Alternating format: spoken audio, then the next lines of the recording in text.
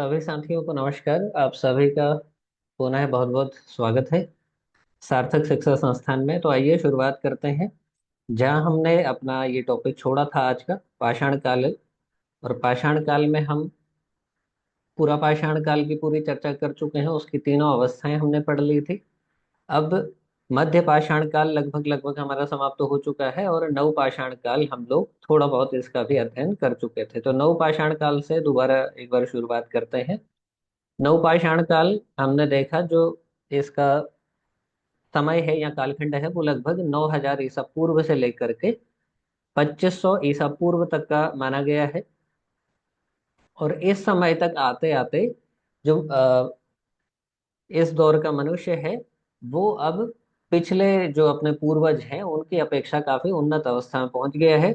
जो बड़ा चेंज देखने को मिलता है वो ये था कि इसके पूर्वज जहाँ एक कंज्यूमर के रूप में दिखते हैं या फिर वो खाद्य संग्राहक के रूप में दिखते हैं, अब यहाँ का मानव आते आते खाद्य उत्पादक बन चुका है। अर्थात वो अब कृषि करना सीख गया है।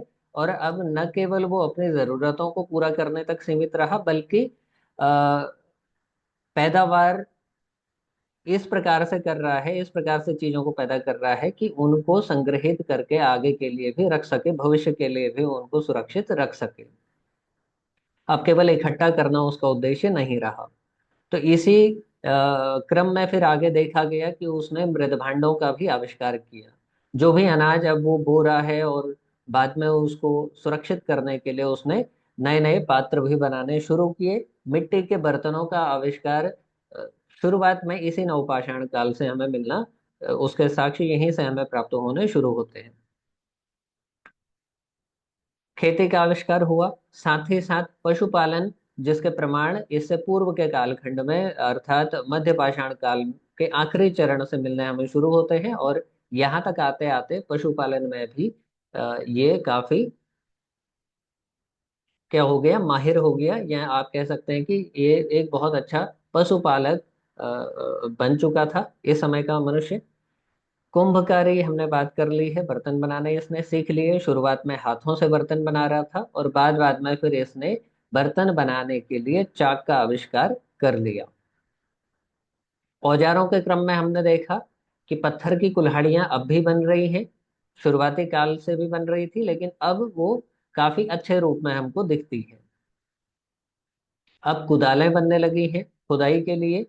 और ये सारे के सारे किससे बन रहे हैं? पत्थर से बन रहे हैं, चाहे कुल्हाड़ियां हैं चाहे कुदाल है। और चाक का आविष्कार किया इसने मिट्टी के बर्तन बनाने के लिए। इस पर चर्चा हो चुकी है, आगे बढ़ते हैं। फिर आता है, जैसे हमने पूरा पाषाण कालीन स्थल देखे, उसके तीनों अवस्थाओं के स्थल देखे, फिर उसके बाद मध्य पाषाण कालीन स्थलों की हमने चर्चा करी। और अब बात करेंगे नव पाषाण कालीन स्थल। इसमें सबसे प्रमुख नाम आता है मेहरगढ़ का। मेहरगढ़ वर्तमान के बलूचिस्तान, जो कि अब पाकिस्तान में स्थित है, यहाँ का एक प्रमुख नवपाषाण कालिक स्थल है। कृषि के संदर्भ में ये प्रमुख है मेहरगढ़। इसके अलावा बुर्ज होम को हम पढ़ते हैं। बुर्ज होम का संबंध भी नवपाषाण काल से है और ये वर्तमान या आधुनिक कश्मीर में स्थित है। बुर्ज होम से जो हमको साक्ष्य मिले हैं वो पालतू कुत्ते के साक्ष्य मिले। अब ये पालतू कुत्ता कहाँ देखा? बुर्ज होम में एक कब्र मिलती है और उस कब्र में एक पुरुष के साथ या मालिक के साथ उसके कुत्ते को भी दफनाया गया। तो इस प्रकार का साक्ष्य ये इस काल का एकमात्र साक्ष्य है। इसके अलावा भारत के अन्य हिस्सों में इस प्रकार के साक्ष्य नहीं मिले हैं जहाँ नवपाषाण कालीन मानव के साथ में किसी पालतू उसके जानवर को दफनाया गया हो। तो पालतू कुत्ते को दफनाए पालतू कुत्ते के साक्ष्य मिले हैं बुर्ज होम से। इसके अलावा मिट्टी के बर्तन यहाँ से मिले हैं बुर्ज होम में, जिनकी हम ऊपर चर्चा कर चुके हैं। हड्डी के बने हुए औजार यहाँ से प्राप्त हो रहे हैं। तीसरा जो महत्वपूर्ण नवपाषाणिक स्थल है वो है गुफ कराल। गुफ कराल भी पुनः कश्मीर में स्थित है और यहाँ से हमको कृषि और पशुपालन दोनों के साक्ष्य मिलते हैं। इसके बाद बात करेंगे औजारों की। तो नवपाषाण काल में कौन कौन से औजार ये प्रयोग में ला रहा था मनुष्य इस दौर का? पत्थर की कुल्हाड़ियों की हमने चर्चा करी। इसके अलावा जो सूक्ष्म पाषाणिक फलकों से बने हुए औजार हैं, वो यहाँ पर बन रहे थे, जिनका निर्माण मध्य पाषाण काल में ही शुरू हो गया था और वो अब भी बन रहे हैं, इस काल में भी बन रहे हैं। हालांकि वो प्रमुख विशेषता जो सूक्ष्म पाषाणिक उपकरणों की है, वो मध्य पाषाण काल से जुड़ी हुई है। ठीक, और किससे निर्मित हो रहे थे औजार? हड्डी से। तो हड्डी, पत्थर की कुल्हाड़ियां, सूक्ष्म पाषाण फलक औजार बनाने के लिए, और इसके अलावा हड्डी के औजार भी यह प्रयोग में ला रहा था। ठीक, अब हमने बात करी कि ये जो मनुष्य है इस दौर का, वो अब यहाँ तक आते आते उत्पादक बन चुका है, पशुपालक बन चुका है। तो उत्पादक कब बना? जबकि इसने कृषि करना या खेती करना सीख लिया। तो यही दो टॉपिक पढ़ने हैं कि कृषि, नवपाषाण युग में कृषि का आविष्कार। अब देखिए, यहीं से प्रश्न बन रहे हैं कि कृषि के शुरुआती साक्ष्य हमको कहाँ से मिलते हैं? तो नवपाषाण काल से। और प्रमुख फसलें आपकी क्या क्या रही इस समय? गेहूं, जौ और राई। तो भारत भर में जो भी नवपाषाण कालीन स्थल हैं, वहां से गेहूं, जौ और राई के प्रमाण हमको मिलते हैं। अब ये किस रूप में मिले? जब हम स्रोतों की बात करते हैं, तो उस दौर के जो ये अनाज है, इनके जले भुने अवशेष, मिट्टी में दबे हुए अवशेष जो अब तक खराब नहीं हुए, क्योंकि कोई चीज यदि जल जाती है, यूं तो अनाज बहुत जल्दी खराब हो जाता है, उसका उसके जीवाश्म फॉसिल्स बन जाते हैं। लेकिन जब अनाज कोई जल जाता है, तो वो बहुत लंबे समय तक का अपनी अवस्था को बनाए रहता है, वो नष्ट नहीं होता है। तो इसी प्रकार के प्रमाण हमको मिलते हैं, जैसे धान की भूसी के प्रमाण मिले हैं बाद के कालखंड में। तो ये हमारे जो पुरातात्विक स्रोत हैं, उन्हीं का एक हिस्सा है। तो कृषि के प्रमाण मिले हैं नवपाषाणिक युग से, जिनमें गेहूं, जौ और राई है। पशुपालन के प्रमाण मिले हैं, और पशुओं में प्रमुखतः गाय के प्रमाण मिले हैं। गाय को पालना ये सीख गया था इस दौर का मनुष्य। बकरी पालन के साक्ष्य मिले हैं, भेड़ों के साक्ष्य मिले हैं। इन सभी के अवशेष हमको प्राप्त होते हैं, जैसे कि इनकी हड्डियां इत्यादि, या इनके सींग, ये सब चीजें हमको प्राप्त हुई हैं। कर्नाटक में स्थित मस्की से पशुपालन और अस्थायी शिविरों का निर्माण हमको मिलता है। अब ये जो मस्की है कर्नाटक में, यहाँ पर क्या हुआ है? पशुपालन के साक्ष्य मिले हैं और अस्थायी शिविरों के साक्ष्य मिले हैं। इस पर थोड़ा सा चर्चा करेंगे। दक्षिण भारत में एक विशेष स्थिति इस नवपाषाण काल में देखी गई। इस दौर में यहाँ पर क्या हो रहा था? जैसे आप समझिए, ये मनुष्य है, आदि मानव है, इस नवपाषाण युगीन मनुष्य है। ये क्या करता था? एक पर्टिकुलर जगह इसने चिन्हित कर ली, इस जगह पर ये रहा, यहीं पर इसने पशुओं को पालना शुरू किया, और उनके लिए क्या बनाया? यहीं पर खूंटियां बांधी। उन खूंटियों के साक्ष्य आज भी मिलते हैं, जिनमें रस्से से इनको बांधा जाता होगा। और साथ ही साथ ये जो पशु एक ही जगह पर बांधे गए, ये लगातार उसी जगह पर अपना गोबर करते रहे। तो बाद में वो गोबर सूख गया, और ये जो इस दौर का मनुष्य था, इसने इस पूरे पर्टिकुलर इलाके को, जहां पर अस्थायी रूप से इसने अपना शिविर भी बनाया था, यहीं पर ये रहता था। तो एक लंबे समय बाद, 6 महीने साल भर बाद, इसने ये जितनी भी गंदगी हुई थी, ये गोबर हुई थी, इस सबको इसने अपने स्थायी शिविर के साथ ही इसको ये आग लगा देता था, ताकि फिर से ये नए तरीके से उस क्षेत्र में दोबारा से बसे। तो इसीलिए अस्थायी शिविर इसके होते थे। तो ये लगभग लगभग इस प्रकार के क्रियाकलाप दक्षिण भारत में नवपाषाण कालीन मनुष्य द्वारा किए जा रहे थे। और इसी में आप देखेंगे राख के ढेर मिले हैं। ये बहुत फेमस है, नवपाषाण कालिक राख के ढेर दक्षिण भारत के संदर्भ में। फिर बात करेंगे मृद भांडों की। ऊपर हमने चर्चा कर ली है कि मनुष्य कृषि और पशुपालन इसने सीखा। तो कृषि से जो पैदावार हो रही थी, और अब इसके पास अधिशेष बच रहा था, मीन्स कि अपनी जरूरत से अधिक ये अनाज उत्पादन कर रहा था। उसको स्टोर करने के लिए इसने बर्तनों का आविष्कार किया है। शुरुआत में उन बर्तनों को ये हाथ से बना रहा है, और बाद में फिर इसने चाक जैसी प्रौद्योगिकी का विकास किया।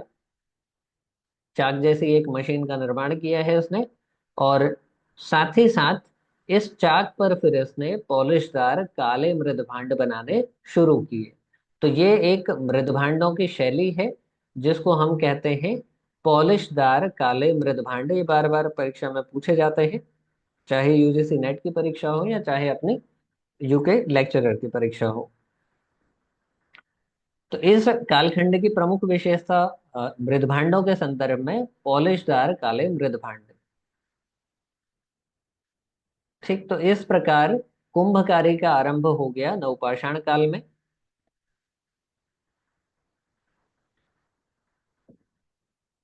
कृषि कर्म और स्थायी निवास,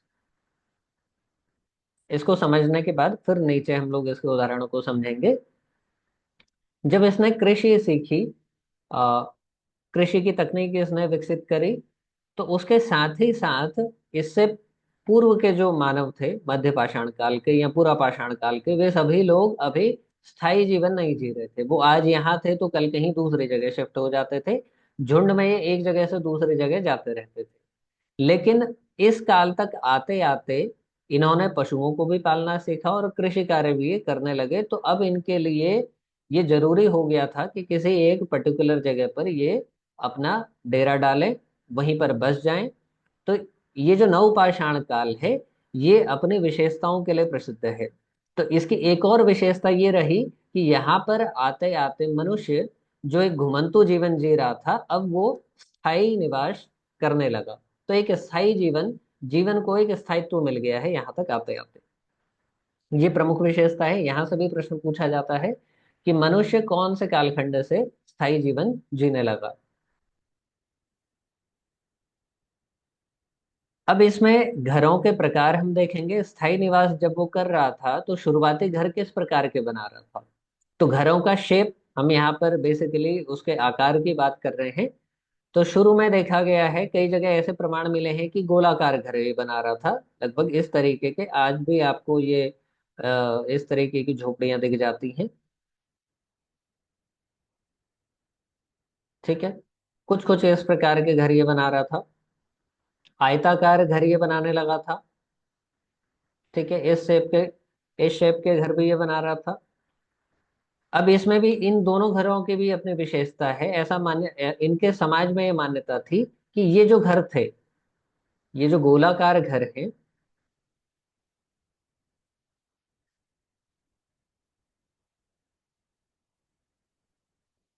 इन गोलाकार घरों में या फिर इनका स्वामित्व क्या था। इन घरों का जो स्वामित्व था वो क्या था, सामुदायिक था।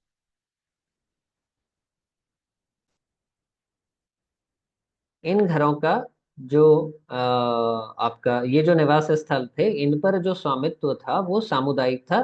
मीन्स की जो संपूर्ण समाज था, उन सभी की ये सामूहिक प्रॉपर्टी आप इसको कह सकते हैं।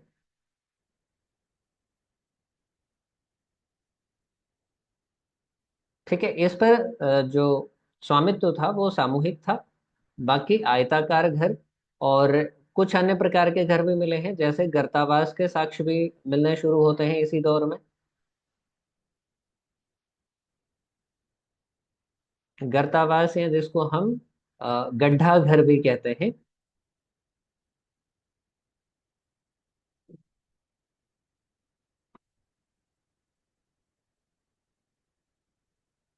तो गर्तावास या फिर गड्ढा घर, इसके साक्ष्य भी इस नवपाषाण कालीन संस्कृति से हमको इसके प्रमाण मिलते हैं। विशेषकर कश्मीर वाले क्षेत्र में गर्तावासों के बहुत से उदाहरण हम देखते हैं।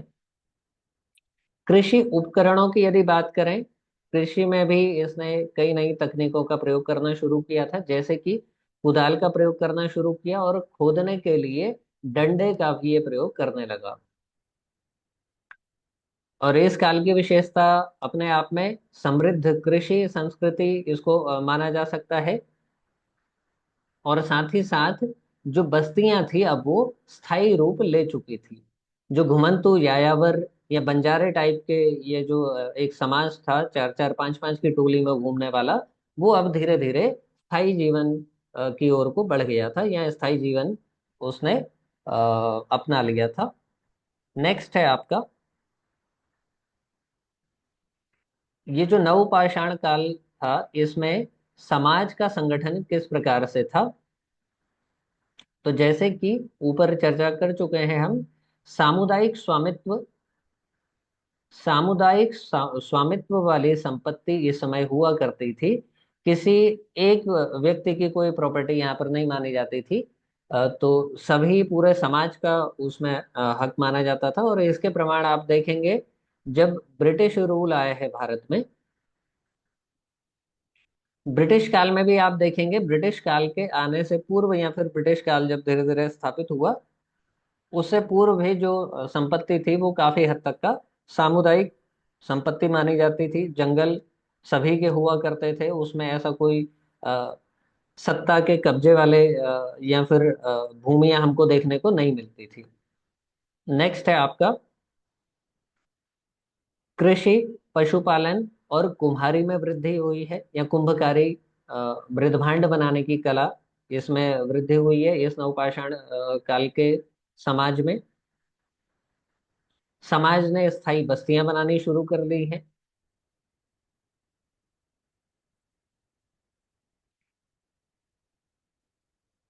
कुछ स्थलों की हम ऊपर चर्चा कर चुके हैं। कुछ और स्थल कौन कौन से हैं नवपाषाण काल से जुड़े हुए? एक तो है आपका तमिलनाडु में पय्यमपल्ली, आंध्र प्रदेश में उतनूर, और उत्तर पूर्वी भारत में, यहाँ पर असम में भी इसके साक्ष्य मिले हैं। असम के अलावा गारो, ये मेघालय में गारो पहाड़ियों के कई सारे ऐसे स्थल हैं जहां पर कि हमको नवपाषाण काल के साक्ष्य या प्रमाण मिलते हैं। ठीक है, इसके बाद नवपाषाण युग का अंत, और उसके बाद संक्रमण, मीन्स कि परिवर्तन फिर किस प्रकार से हुए हैं। तो इसको समझेंगे कि यहाँ पर अब जो विकास होगा, नवपाषाण युग का अंत हो गया, और उसके बाद संक्रमण काल आएगा, यानी कि अब बहुत बड़े पैमाने पर फिर से परिवर्तन होंगे। और वो परिवर्तन हमें कहाँ से दिखाई देते हैं? कृषि के क्षेत्र में परिवर्तन होंगे। अभी नवपाषाण कालीन मनुष्य केवल पत्थर तक सीमित है। अब धीरे धीरे धातु का युग आएगा, जिसको हम सिंधु घाटी सभ्यता में पढ़ते हैं। पहली धातु का आविष्कार वहीं पर हुआ है। तो कृषि में, कृषि के क्षेत्र में बड़े परिवर्तन होंगे। उसके अलावा धीरे धीरे कपास के प्रमाण मिलने शुरू होंगे। सिंधु घाटी सभ्यता में ही शुरुआत में कपास के साक्ष्य मिले हैं। तो बुनाई शब्द हम पढ़ेंगे कि पहली बार अब भारत में बुनाई के प्रमाण मिलने लगे हैं। भवन निर्माण के साक्ष्य हमको देखने को मिलेंगे सिंधु घाटी सभ्यता में ही। इसके अलावा लेखन का प्रमाण हमको देखने को मिलेगा। इस पर अभी डिटेल में बात करेंगे। भारत में नवपाषाण युग का विलंबित विकास। ठीक है, तो नवपाषाण युग का किस प्रकार से विकास हुआ है? जैसे कि कृषि और पशुपालन से सभ्यता की ओर को एक कदम अब ये समाज बढ़ चुका है। तो अब अभी तक का ये केवल नवपाषाण, आपकी जो भी पाषाण कालीन सभ्यताएं हैं, वो धीरे धीरे अब एक सभ्यता का, ये जो समाज है वो एक सभ्यता का रूप लेगा धीरे धीरे, जिसको हम सिंधु घाटी सभ्यता वाले टॉपिक में पढ़ते हैं। जो सारी चीजें आज हमने पढ़ी हैं, उसका निचोड़ अगर देखें तो क्या है कि मध्य पाषाण और नवपाषाण युग के विकास से सभ्यता की नींव पड़ती है। ठीक, इसका रिजल्ट कहाँ देखेगा आपको? इंडस वैली सिविलाइजेशन में। दूसरा जो बड़े परिवर्तन देखने को मिले हैं इस पूरे कालखंड में, वो तकनीक में, समाज में, और पुनः समाज में ही जो आर्थिक परिवर्तन हुए हैं। मानव इतिहास ने ये जो नवपाषाण युग है इसके अंत, या फिर इसी बीच में जो संक्रमण काल जो ये चला है, यहाँ पर एक बहुत बड़ा मोड़ आया है मानव इतिहास के संदर्भ में यदि हम बात करें। तो ये पूरा हमारा टॉपिक लगभग लगभग पाषाण कालीन सभ्यता या पाषाण युग या प्राग ऐतिहासिक काल भी हम इसको कहते हैं, इसका एक और नाम है। इस पर हमने पूरी आज बात कर ली है 2 लेक्चर के माध्यम से। ठीक है, तो अभी कुछ चीजें समझने की रह गई हैं, उनको तेजी से समझ लेते हैं, फिर इसी से संबंधित प्रश्नों पर चर्चा करेंगे। जैसे हमने जो टॉपिक पढ़े हैं उसमें मुख्यतः आप देखेंगे हमने बात करी प्राग ऐतिहासिक काल, हम बेसिकली पढ़ रहे थे।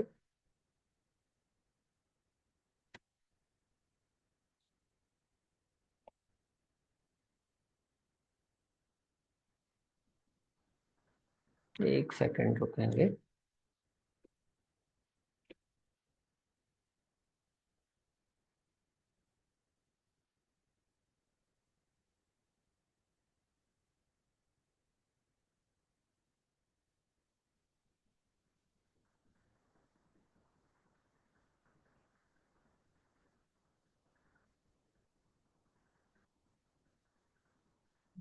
ये पूरा प्रागैतिहासिक काल था। प्रागैतिहासिक काल में हमने आज चर्चा कर ली है जो पाषाण कालीन सभ्यता है उसकी।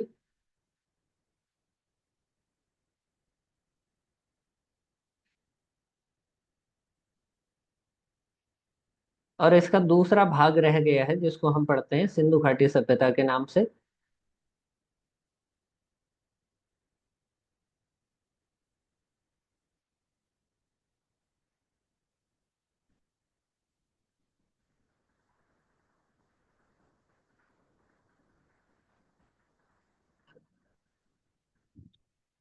तो ये अपना कंप्लीट हो चुका है और यहाँ से हम एंटर कर गए हैं इस वाले टॉपिक में। अभी आगे हम लोग पढ़ेंगे सिंधु घाटी की सभ्यता। तो एक बार तेजी से रिवीजन के साथ फिर हम लोग क्वेश्चंस को सॉल्व करेंगे। ठीक है, हमने चर्चा करी थी आरंभ में, जो मुझे लगता है अधिक हो गया है।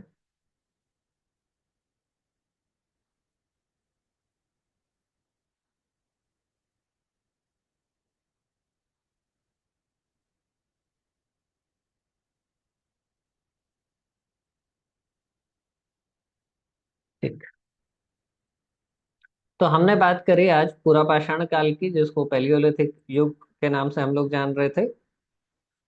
इसको हमने जो प्रमुख विशेषताएं देखी, आखेटक और संग्राहक या खाद्य संग्राहक प्रकार के लोग या आदि मानव इस समय पर थे इस पूरे कालखंड में।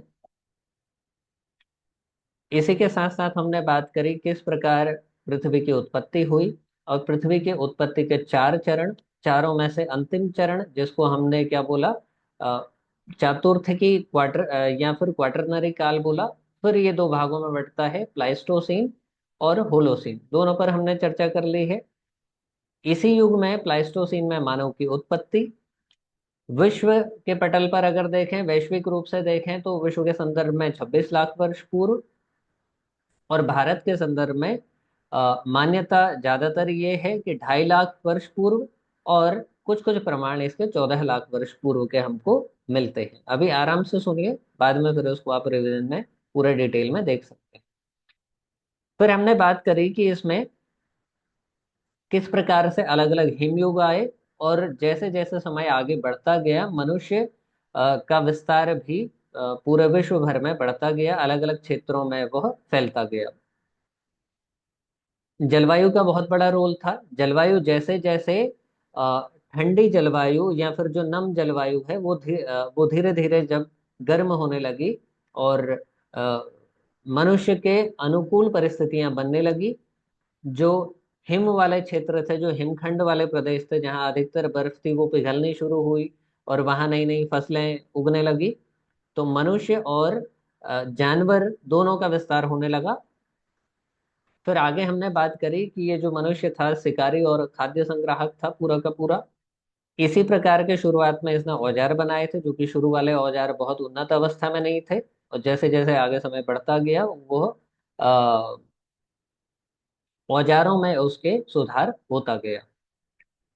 ठीक है, और शुरुआत में इनका निवास जो है वो स्थायी नहीं था। झुंडों में ये लोग अ, अगर इनका हम जीवन देखें तो कभी ये गुफाओं में रहते थे, कभी शैलाश्रयों में रहते थे, खुले आसमान के नीचे रहते थे, पेड़ों में रहते थे। तो इस प्रकार का इनका जीवन था। इसके अलावा फिर हमने बात करी थी आगे।